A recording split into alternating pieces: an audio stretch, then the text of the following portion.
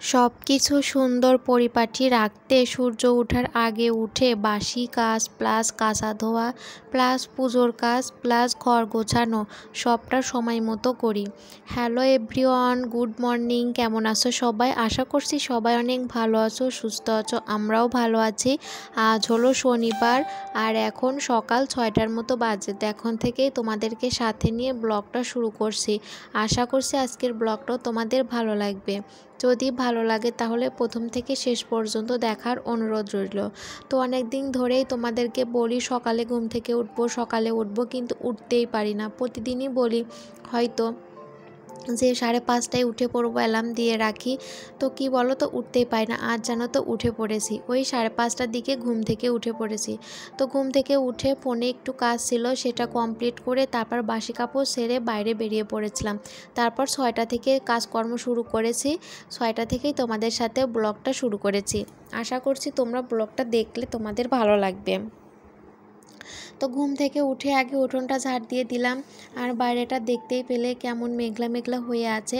তো ভেবেছিলাম হয়তো রোদ্দুর হবে না, কিন্তু ওই যে মানে 7টা 7:30টার দিকে একটুখানি রোদ্দুর উঠেছিল। আবার কিন্তু ওই যে 9টা মানে 10টা 11টার পরে আবার বৃষ্টি, তারপর কিছু সময় পরে আবার রোদ্দুর আবার বৃষ্টি, এরকম করে জানো তো বিকেল পর্যন্ত কেটে গেছে। আজও অনেক কাচা ধোয়া করেছি, কিন্তু কোনো কিছুই শুকাতে পারিনি। ওই বিকেলের দিকে হালকা পাতলা একটু রোদ্দুর উঠেছিল, ওই কোনো রকম আর কি জলটা ঝরেছে, সেভাবে একটা শোকায়নি জামা কাপড়, সেগুলো ঘরে মেলে দিতে হয়েছে। কিন্তু বেশিরভাগ কাঁচা ধোয়া কিন্তু আগের ব্লগেই তোমরা দেখেছো, ওই দিনই করে নিয়েছি, মানে শুক্রবারে আর কি। আর অল্প কিছু ছিল, বলেছিলাম যে বাবা মায়ের ঘরের আর কি ওইগুলো কাছাকাছি করতে হবে, ওই যে বিছানার চাদর বালিশের কাভার, তো ওগুলোই ছিল। আর টুকটাক আমার আর মাম্মামের কিছু ছিল, বেশি কিছু ছিল না। আগের দিনই আর কি বেশি জামা কাপড় কাছাকাছি করা হয়েছে। তো তারপর উঠোনটা ঝাড় দিয়ে বাসি এঁটো থালা বাসন ছিল, সেগুলো ধুয়ে নিয়েছি। ধুয়ে নিয়ে তারপর এখন এই যে টেবিলটা মুছে নিয়েছি। তারপর কলপাটটা এখন ভালো করে ধুয়ে দেব। অনেকটাই আজকে এঁটো কাটা পড়ছে কলপারে, কিন্তু এই এঁটো কাটা দেখলে একদমই ভালো লাগে না। এইভাবে ছড়িয়ে ছিটিয়ে থাকে কলপারে, আর দেখতেও খারাপ লাগে। আর কিন্তু সবসময় এঁটো কাটা থাকলে কোনো কাজই সেখানে কিন্তু করতে ভালো লাগে না। যেমন কাঁচা ধোয়া করা, তারপর পুজোর বাসন মাজা, এগুলো কিন্তু একদমই ভালো লাগে না করতে, যদি ওই কলপারে এঁঠো কাটা পড়ে থাকে। তো সবসময় যখন বাসন ধুই আর কি সকালবেলা, তখনই আর কি জল ঢেলে এইভাবে ঝাঁটা দিয়ে জল ঢেলে ধুয়ে দিই। তারপর যখন আবার রান্নাবান্না শেষ করার পরে যখন থালা বাসন ধুই, তখন কিন্তু ওই যে খুব একটা এঁঠো কাটা পড়ে না, যতটুকু পরে জল ঢেলে ধুয়ে দিলে হয়ে যায়। সেভাবে আর ঝাঁটা দিয়ে ঝাড় দিয়ে ধুতে লাগে না। তারপর দেখো এখন এই যে বললাম না তোমাদের কাঁচা ধোয়া করব, তো সেটাই নিয়ে বসে পড়েছি। দেখতেই পারছো অনেকটাই আছে, তো কালকেই বেশি ছিল, আজ আর বেশি নেই। তো তারপরও আর কি এগুলো এখন এই যে আজ আর কিছুটা ভিজিয়ে রাখবো না, শুধু এই যে বিছানার চাদরটাই ভিজিয়ে রাখবো। আর সবগুলো খুব একটা নোংরা হয়নি বললেই চলে। মামামেরগুলো তো এভাবে ভিজিয়ে রেখে কাচতে হয় না আর কি, একটুও ময়লা হয় না, কিন্তু প্রতিদিন ওই সার্ফ জলে ভিজিয়ে আর কি কেচে দিই। তো আজকের দিনেও সেটাই করেছি। আর আমারগুলোও ছিল, যেগুলো ছিল ওগুলো খুব একটা ময়লা আর কি হয়নি, তো এই জন্য ভিজিয়ে রাখার আর কি প্রয়োজন পড়লো না। তো এখন ওইগুলো একটুখানি ভিজিয়ে আর কি একটু কেসে এই যে ধুয়ে মেলে দিলাম। তারপর এখন চলে আসছি ফুল তুলতে। আর জানো তো খুব একটা ফুল পাইনি। সকালে উঠে ওই 2-3টা হলুদ জবা আর একটা লাল জবা পেয়েছিলাম। জানি না ফুল হয়তো অনেক সকালেও অন্ধকার থাকতে আর কি হয়তো তুলে নিয়ে গেছে। আর যেহেতু শনিবার হয়তো এই জন্যই আর কি তুলে নিয়ে গেছে, একটুও পাইনি। তো ওই কয়েকটা সাদা ফুল আর 2-3টা আর কি জবা ফুল পেয়েছি। তো সেগুলো উঠিয়ে ঘরে রেখে এখন এই যে পূজার বাসনগুলো ধুয়ে নিলাম। তারপর আর কি এখন তুলসী আসনটা মুছে নিব। আর এই পূজার কাজ করতে কিন্তু আমার ভীষণ ভালো লাগে, কিন্তু অনেক দিন পরে আবার কাজ করছি। মাঝখানে প্রায় সপ্তাহখানেকেরও বেশি আর কি পূজার কাজটা করতে পারিনি। কেন করতে পারিনি অবশ্যই তোমরা বুঝতেই পারছো। তো এই জন্য এখন আবার অনেক দিন পরে এই যে পূজার কাজগুলো করছি। খুব ভালো লাগে আমার পূজার কাজ করতে। তো এই যে ফুল তোলা, তারপরে যে বাসন ধোয়া তো হয়ে গেছে, তো এখন এই যে তুলসী আসনটাও মুছে নিলাম। তুলসী আসনের ওইখানটাতে মানে পেছনের দিকটাতে কালো হয়ে গেছে শ্যাওলা পড়ে। দেখা যাক, ভাবছি যে পরিষ্কার করতে হবে, তো দেখি কবে করি। আর সামনের দিকটা ওই যে বৃষ্টি হলে কাদা কাদা হয়ে যায়, প্রথমে আগে জল ঢেলে ভালো করে কাদা কাদাটা ধুয়ে নিয়ে তারপর আর কি মুছে নিলাম।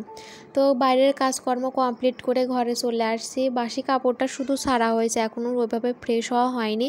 তো ভাবছি কাজগুলো কমপ্লিট করে তারপরে আর কি ফ্রেশ হব।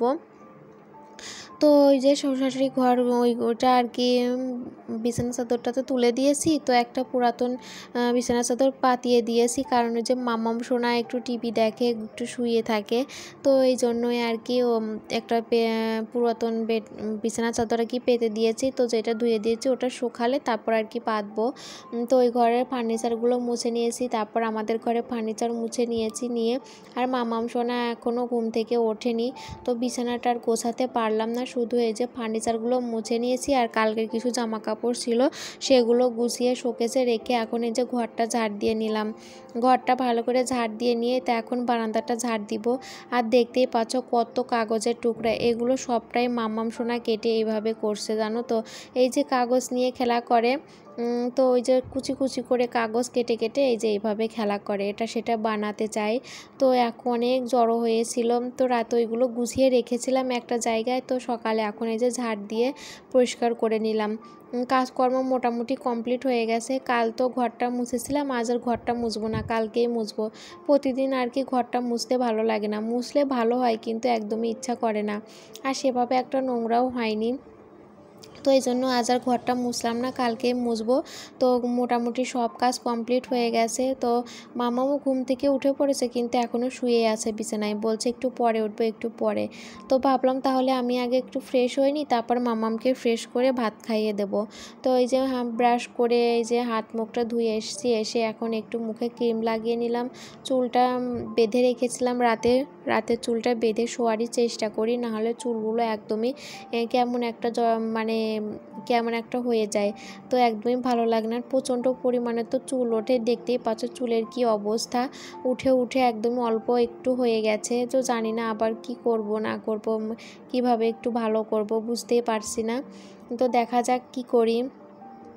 তো এখন এই যে চুলটা আঁচড়ে নিলাম, বিনিটা খুলে বিনুনি করে আর কি রাতে ঘুমাই, বেশিরভাগ দিনটাই ঘুমাই। যেই দিন আর কি একদমই ইচ্ছা করে না ওইভাবেই ঘুমিয়ে পড়ি। সকাল উঠে দেখি চুলের খুবই খারাপ অবস্থা, আঁচড়াতে গেলে তখন খুবই কান্না পায় জানো তো।